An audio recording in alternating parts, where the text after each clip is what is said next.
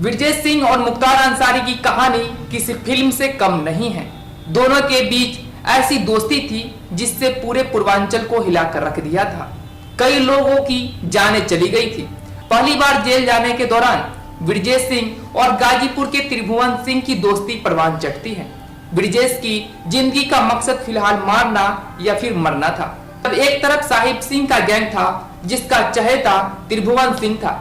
उसके पिता की जमीनी रंजिश के कारण हत्या कर दी जाती है और आरोप मकरू सिंह और उसके गैंग पर लगता है। इसके बाद शुरू हुई गैंगवार में गाजीपुर से लेकर वाराणसी तक दोनों तरफ से इतनी जाने गई जिसे गिनना मुश्किल है। जेल का दोस्ताना आगे बढ़ता है। गाजीपुर में एक तरफ मकरू सिंह गैंग जिसमें साधु सिंह और मुख्तार अंसारी जैसे शार्प शूटर, वहीं दूसरी तरफ साहिब सिंह गैंग जिसमें त्रिभुवन सिंह और विरजेश सिंह जैसे शूटर होते हैं। त्रिभुवन सिंह और विरजेश सिंह के आपराधिक उस्ताद साहिब सिंह की पेशी के दौरान हत्या कर दी जाती है, जिसका आरोप मकनू गैंग के साधु सिंह और मुख्तार अंसारी पर लगता है।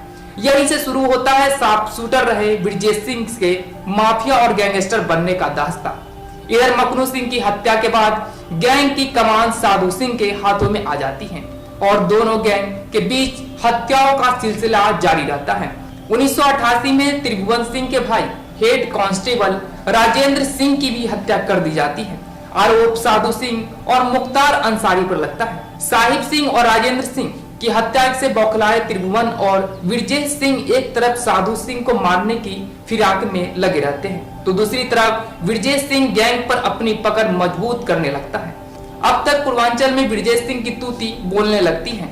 1990 में विरजेश सिंह फिल्मी अंदाज में पुलिस की वर्दी पहनकर गाजीपुर के जिला अस्पताल में न सिर्फ साधु सिंह का कत्ल कर देता है बल्कि बगल में मौजूद कोतवाली के बावजूद फरार भी हो जाता है।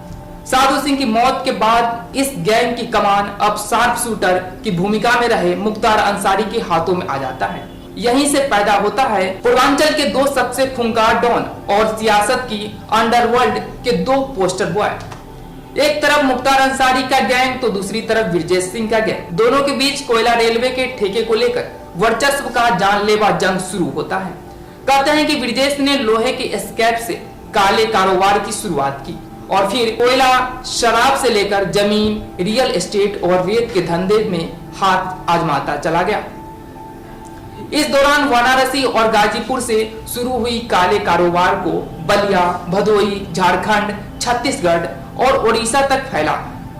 इस बीच 1990 के दशक में विरजेश सिंह ने धनबाद और झरिया का रुख किया और फिर बाहुबली विधायक और कोयला माफिया सूर्यदेव सिंह को शूटर बनाकर उसके लिए भी काम करने लगा।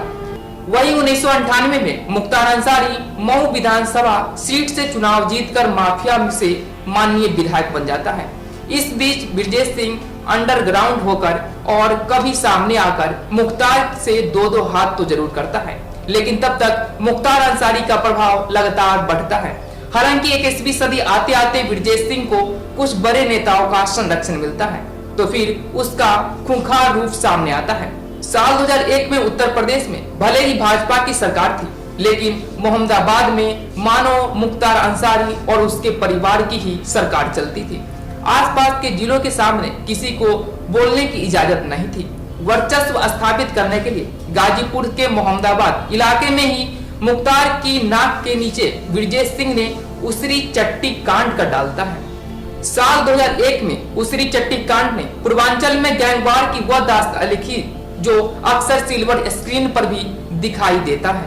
कहते हैं कि माफिया विरजेश सिंह ने मुख्तार अंसारी को मारने के लिए ऐसा प्लान बनाया था जिसमें मुख्तार के बचने की कोई गुंजाइश नहीं थी। गाजीपुर के उसरी चट्टी पर मुख्तार अंसारी अपने काफिले के साथ जा रहा था, तभी एक कार और एक ट्रक के जरिए मुख्तार को आगे और पीछे से घेरने की कोशिश की जाती है, लेकिन तभी रेलवे फाटक बंद हो जाने के कारण हमलावरों की एक गाड़ी पीछे रह जाती है। कहते हैं कि ट्रक आगे था और मुख्तार की गाड़ी उसके पीछे। उसी समय ट्रक का दरवाजा खुला और दो लड़के हाथ में अत्याधुनिक बंदूक लिए खड़े हो गए, जिसके बाद ताबड़तोड़ फायरिंग होने लगी। लेकिन मुख्तार अंसारी ने इस हमले में खुद को तो बचा लिया, लेकिन उसके गनर समेत गुर्गे मारे गए। वहीं इस हमले में विरजेश सिंह का भी एक गुर्गा मारा गया। साथ ही अफवाह यह उड़ी कि ब्रिजेश सिंह इसमें मारा गया है, लेकिन जानकार बताते हैं कि ब्रिजेश सिंह को गोली तो लगी थी लेकिन बच निकला, फिर अंडरग्राउंड होकर अपना काला साम्राज्य चलाता रहा। इसी बीच 2002 में हुई विधानसभा चुनाव में मोहम्मदाबाद विधानसभा की तस्वीर बदल गई।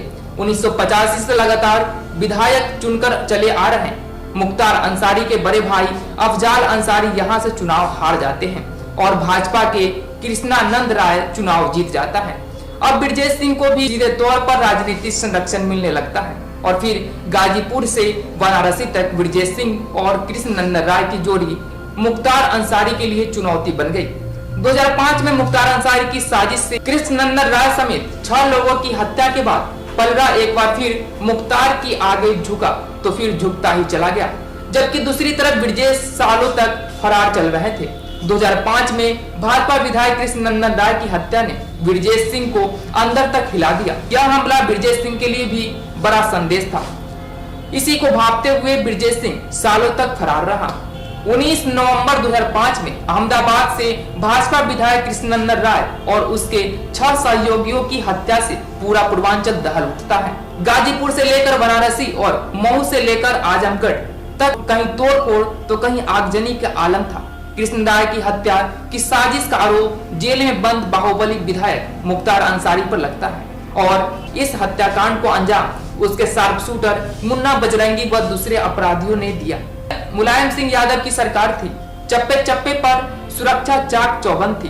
तब उस वक्त दिवंगत कृष्णानंद राय के पैतृक गांव गोरखपुर में एक काली गाड़ी की बहुत चर्चा हुई। बताया जाता है कि उस काली गाड़ी में आने वाला शख्स कोई और नहीं बल्कि ब्रिजेश सिंह था। खतरे के बावजूद वह कृष्ण राय के परिवार से मिलने आता है, जबकि दुनिया जानती थी कि ब्रिजेश सिंह की मौत हो चुकी है या फिर वह देश छोड़कर भाग चुका है। पुलिस ने ब्रिजेश सिंह पर 5 लाख का इनाम घोषित कर देता है।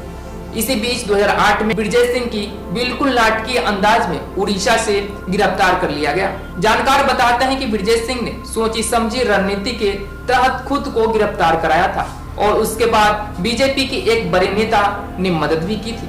तब तक ब्रिजेश सिंह के बड़े भाई उदयनाथ सिंह और चुलबुल सिंह राजनीति में पांव पसार चुके थे। ब्रिजेश सिंह के लिए इधर उधर भागने से ज्यादा सुरक्षित जेल में था। 2008 में ब्रिजेश सिंह की गिरफ्तारी के बाद जेल में रहते हुए उसे माफिया से माननीय बनाने की रणनीति पर काम शुरू कर दिया जाता है। ब्रिजेश के बड़े भाई उदयनाथ सिंह उर्फ चुलबुल सिंह बनारसी क्षेत्र से 1998 से ही भाजपा के एमएलसी थे और ब्रिजेश की गिरफ्तारी हुई तब भी वह एमएलसी ही थे। इसी बीच 2012 में बनारसी जेल से ही ब्रिजेश सिंह चंदौली की सैयद राजा विधानसभा सीट से भारतीय समाज पार्टी से टिकट पर चुनाव लड़ा, लेकिन हार गया। ब्रिजेश ने हार नहीं मानी। फिर 2016 में उसकी पत्नी अन्नपूर्णा भाजपा के टिकट पर एमएलसी बनी और फिर खुद ब्रिजेश सिंह वाराणसी से भाजपा के समर्थन में निर्दलीय एमएलसी बने। तो ये रही ब्रिजेश सिंह और कृष्णानंद राय की हत्याकांड की कहानी, जिसे आपने नहीं सुना होगा। यही कहानी है जिसके कारण मुख्तार अंसारी को